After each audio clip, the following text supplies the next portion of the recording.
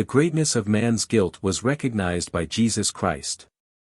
You men cannot measure the greatness of your guilt towards God, and that is why also the work of redemption of Christ cannot be made clear to you in its full meaning before you have not penetrated spiritual knowledge.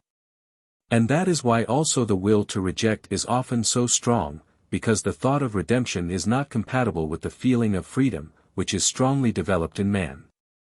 So he does not acknowledge the boundness of his will as long as he lacks the knowledge about it, consequently also not him who redeemed him out of the boundness because he does not feel the bound state on earth as agony since he still has free will. He does not know that he could not free himself out of this bound state through eternal times when Jesus Christ would not have accomplished the work of redemption for him through his death on the cross. He does not know about the power of evil, which has great influence on his will as long as he stays on earth, and that he, although his will is free, falls prey to this influence, because he himself is too weak to be able to offer resistance. And he does not know about the effect, about the dreadful consequences of a failure of this free will.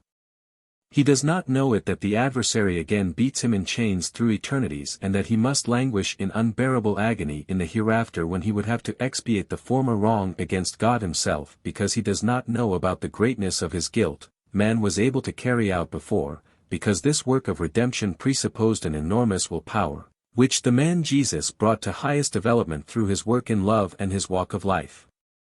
And the whole of mankind was to have a share in this work of redemption.